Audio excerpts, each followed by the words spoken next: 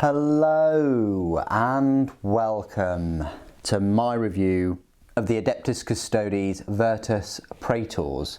This box set will cost you £35 for 3, so that's about £11.66 Sprue carrying whatever each model. So it's about £11 a model.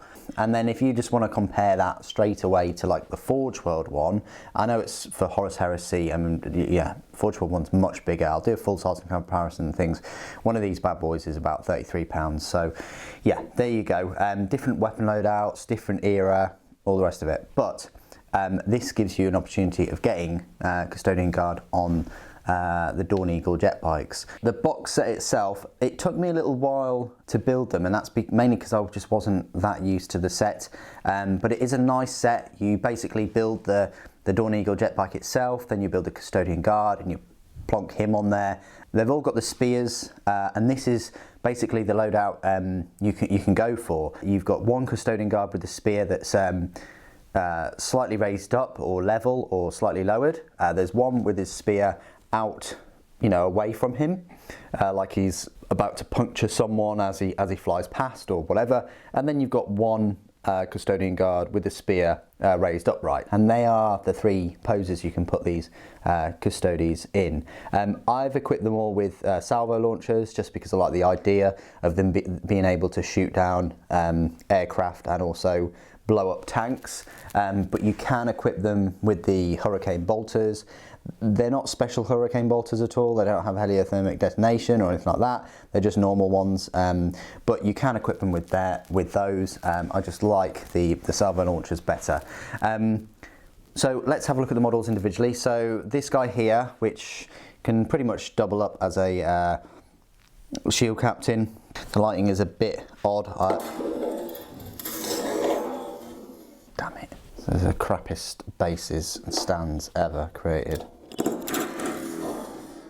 My God, really? How can you use these in a game? I just don't know. Apologies for the lighting. It's now dark, and I'm just using a external light source to get you some lighting. So this guy here, you could double him up as a shield captain. There's nothing to really differentiate them as a shield captain.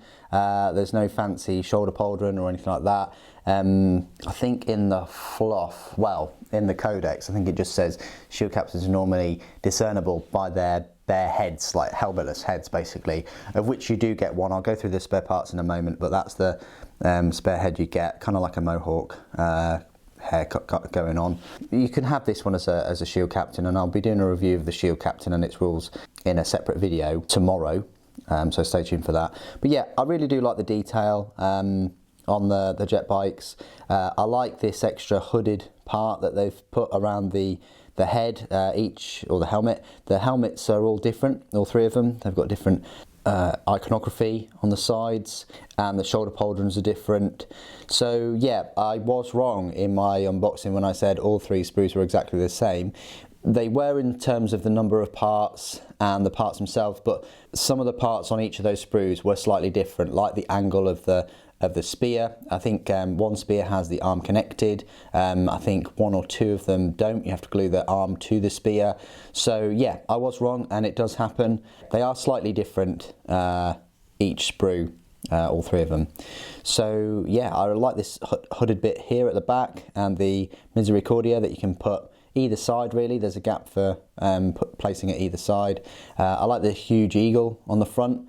I'm still getting used to the size of them. They kind of look like a Space Marine bike, but a bit longer with stabilising fins as well. They don't look like the long sort of sleek jet bikes, these anti-grav jet bikes that the older Custodian Guard had, where you've got the weapon mounted on the top, and this curved bit at the back. It's worth noting that this one only has 1 engine, but it is the same size engine as on the Palace, whereas this one has sort of two engines going on, and it has some exhausts, believe it or not. Whereas this, I think that they are exhausts, I want to say, but yeah, a bit more sort of sleeker, longer, and the lance is, the lances are longer on the I say older, you know what I mean, the Forgeworld models. But yeah, I'll do a comparison fully in a moment. But yeah, that's kind of this guy with the salvo launch and the spear. I will say these stands are absolutely terrible. The best way to make them work is to glue them to the model, but you can't really do that successfully until you paint the model. And well, you don't have to paint the base, but you know, once you've glued it with the plastic glue, then it all works out quite well. You got this guy here with his spear, quite horizontal, aiming it up a little bit. But yeah, same salvo launcher. If you're thinking about magnetising the weapons, it's tricky to do so just because of this eagle part is a separate piece, but I think it can be done. You just need some really small magnets in there to take them out, but there you go. And unless you're playing competitively, I'm pretty sure that your opponent would just say, yeah, you can use them as hurricane bolters. And then finally, this guy has got his spear outstretched as if he's skewering someone or something on his way past. Probably have him in that kind of pose. That would be cool, glued to the side. But yeah, apart from that, everything's pretty much the same except for the tassets and the left shoulder pauldron and the helmet. So that's that one. And that's all three of them. So now what I'll do is I'll just show you the spare parts, and then we'll move on to the size comparison. So here are all the spare parts. This is pretty much just all of them, and it is just consists of the hurricane bolters and the head. That's it. If you choose the salvo launchers, you'll have the hurricane bolters spare, and vice versa if you choose the other option. So yeah, not many spare parts at all with this kit, but I suppose you can use this specific Vertus Praetor head for other custodian guard units, like the wardens or custodian guard standard set. So that's pretty cool that you can use it for that. It's also worth noting that you do get oval bases with the set too. If you wanted to use these, they do look cool. I've definitely gone for the round flying bases because mainly these custodian guard jet bikes have those as well, and I wanted them to sort of blend in with that. Even though these look cool, you will have a problem gluing them to this. You're going to have to cut the plug off of the stand and then glue it flat on flat, which isn't always the best. Probably better to drill a hole in and then try and glue it in the hole. But yeah, attaching that on here is a bit more complex than the typical flying stand bases. Right, size comparisons then. So next to normal custodian guard, well, this is a warden.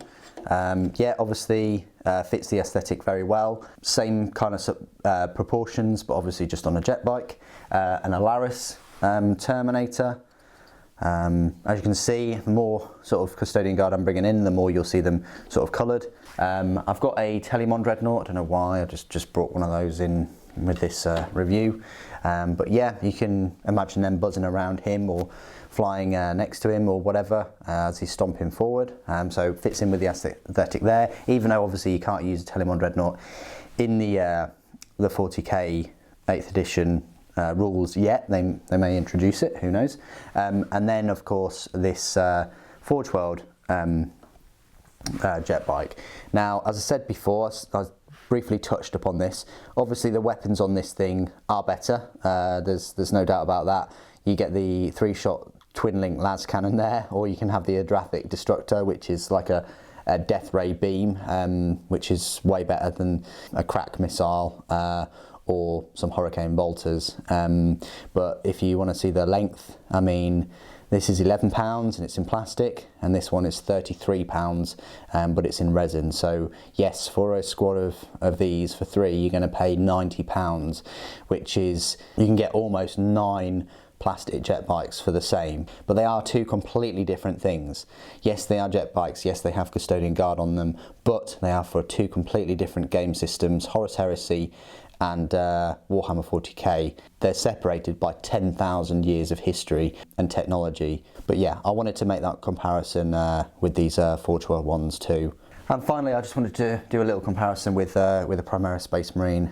As you can see, Primaris is pretty big actually compared to them. They could even be the new jet bikes for the Primaris if they had enough. But yeah, they're probably just refined to custodian guard, but that's quite a good size comparison, how big the Primaris are. So there you go.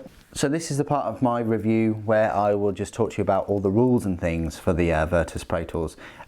You'll find them in your brand new Custodian Guard Codex under the Fast Attack section, which is great.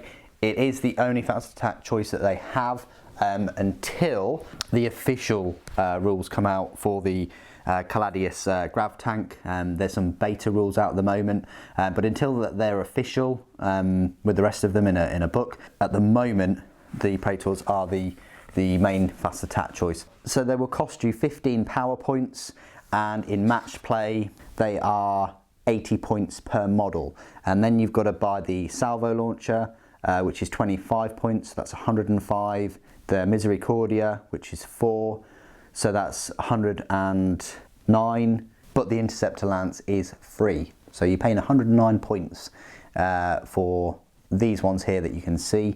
The Hurricane Bolter is 10 points less, so you're only going to be paying 94 points. So still under 100 points a model, which is pretty decent for what they're packing. Speaking of which, their stat line, their movement is 14 inches, their weapon skill and ballistic skill is 2+, their strength is 5, toughness is 6, they got 4 wounds, 4 attacks, leadership 9 and a save of 2+. Well, super. How do they compare to a normal Custodian Guard squad? Well, same weapon skill and ballistic skill like nearly all of the Custodian Guard, pretty much. Same strength, but they do have a better toughness. They have a toughness 6. And wounds wise, they've got 4 wounds, which means they've got 1 more wound than normal Custodian Guardians, 1 more wound than the Wardens, but the same number of wounds as the Terminators. So better toughness than the Terminators, but the same number of wounds. Attacks, they have 4, so it's the same number of attacks as the Alaris and the Wardens, but 1 more than the normal Custodian Guard squad. And the leadership of 9 is the same as all of them, with the exception of the Custodian Guard squad. Save of 2+, quite straightforward, quite standard, and they've got their, Ages of the Emperor 5+ invulnerable. So the unit contains 3 Vertus Praetors. It can include up to 7 additional Vertus Praetors with a power rating of +5 per model. Each model is armed with an Interceptor Lance, and each of their Dawn Eagle jet bikes is equipped with a Hurricane Bolter. The Hurricane Bolter is a ranged 24-inch weapon. It's rapid fire 6, strength 4, damage 1. So if you're half range, you're going to be getting 12 shots each of them. So that's a good 36 shots for bolters, which is just amazing. However, I've gone for the salvo launcher for a number of reasons, but the salvo launcher is the same range, so it's 24 inches. It's got 2 weapon profiles, the Melter Missile or the Flak Burst Missile. So the Melter Missile is a heavy 1, strength 8, but it is AP -4 and it damages D6. And you can also re-roll failed wound rolls for the weapon if the target is a vehicle. The Flak Burst Missile, same range, but it's heavy D3 shots. Its strength is 7, so it's only 1 less than the Melter Missile, but its AP isn't as good, it's only -1, and its damage is only D3. But you can add 1 to all hit rolls made for the weapon against targets that fly, but you subtract 1 from hit rolls made for the weapon against any other targets. So let's say you roll really well and you get the Flak Burst Missile and you use the Flak Burst Missile instead of the salvo launcher on sort of troops or something like that. That's still 9 shots at strength 7 with the damage potential of D3. So 9 shots still isn't too bad if you didn't want them to go after tanks. And that's really up to you how you want to kit them out, whether you want to kit them out against vehicles, have them all with salvo launchers, or anti-infantry and going for the maximum amount of shots. Whichever one you go for, you're going to have an effective range of 38 inches with these. So very fast, very agile, very flexible, and they've got pretty decent weapons. That's not without me talking about this big whopping lance that they've got, the Interceptor Lance. Its strength is +1, so that's a strength 6. AP is -3, so not too shabby. And the damage is D3. However, you can also re-roll failed wound rolls for the weapon on a turn in which its bearer made a successful charge. So that's a nice little icing on the cake there. That it's got strength 6, which isn't the best, but it's still decent. But you can re-roll those any failed to wound rolls. And of course, they've all got the Misericordias, which is a strength of 5, which is the user, AP -2, damage 1, and you can make 1 additional attack with the weapon unless it is also equipped with the Storm Shield. Any model may replace the Hurricane Bolter with a salvo launcher, and any model may take a Misericordia. Their abilities, they've got Aegis of the Emperor, which is 5+ invulnerable, and Implacable Vanguard. So this is specific to this unit. When the unit advances, you add 6 inch to its move characteristics for that movement phase instead of rolling a dice. That's pretty good. So you're moving them 14 inches. If you want them to advance, that's going to be 20-inch movement. That's pretty decent. So the keywords: Imperium, Adeptus Custodes, Biker, Fly, Vertus Praetors. So a fair number of great things about this unit. Very versatile. Got pretty decent weaponry. They're quite tough. They've got a good number of wounds, good number of attacks. They're going to be very flexible, but they are quite pricey in terms of points cost. You know, I think you're still getting a good deal, 100 points or so each for each model. However, obviously, you know, you take 6 of them, and in a 1,500 point battle, for instance, you know, that's almost half, isn't it, of your whole force. So it's not as bad if you had 6 of them in a 2,000 point army. But still, obviously, high points cost, but a good damage output, especially in close combat with those 4 attacks, with their strength being 6 and their AP -3. So yeah, primary targets, lots of hordes. They'll be good at flying about, letting rip with their rapid fire Hurricane Bolters. Also good at tanks. Yes, they're only 1 shot each. I would have liked them to have had 2. There are 2 banks of missiles, much like with the Hurricane Bolters. There's normally 2 banks of bolt guns. I would have liked them to have 2 for both, either the Melter Missile or the Flak Burst, as a good trade-off then. But likewise, they're also good at hunting flying creatures or aircraft or whatever. So super, I've seen 3 of these on the battlefield. They've all got salvo launchers. I'm an Imperial Guard, I've got mainly a tank army. What do I do to stop them blowing holes in my tanks? Weight of fire is good. Obviously they can't re-roll any of their saves or anything like that, so just weight of fire. I know they're toughness 6, so they're gonna be hard not to crack. Many las cannons as well, because they're only getting that 5+ invulnerable. You'll start to wear off their wounds. I wouldn't try and chase them around the board. I'd just try and shoot them from afar, which is pretty much the main story for all the Custodian Guard. It's just trying to do that while not leaving a flank open to a venerable dreadnought that's moving 9 inches a turn, or a venerable land raider that's moving 10 inches, and then out pops a load of wardens. You know, it's difficult. The good news about all this is typically the opponent's Custodian Guard army is going to be quite small, so there's not going to be an awful lot you need to, you know, keep an eye on. But it's just trying to get rid of them all before they get close, or before they can bring their, I say, relatively short range weapons into play. Typically, most of the weapons in the Codex are, you know, 24 inches or so. Even like the Contemptor Dreadnought with the Kyrus weapon, things are going to get mixed up once the Forgeworld 8th edition rules are kind of more official, when people start bringing Caladius Grav tanks and you know, Achilles Dreadnoughts to the field with their sort of, well, 60-inch range accelerator cannons, and also the 36-inch range, so effective range of 45 inches, 3-shot las cannons on the spears. But people are probably already doing that already. Anyway, what do you guys think of the Vertus Praetors? I think they're cracking models. I like the look of them. I did think that they were a bit stubby and short, but that's mainly because I was so used to the long, sleek, you know, Forgeworld jet bikes. I think these are fine as they are. They definitely play into 40k and some of the other aesthetics for vehicles, with Eldar sort of esque, and also normal Space Marine bikes with the exhaust stacks too. So yeah, they definitely do fit in, and are going to fit in well with your Custodian Guard army. Anyway, what do you guys think? Please do put it in the comments below. Thank you ever so much for joining me today. Thank you for watching. The Emperor protects.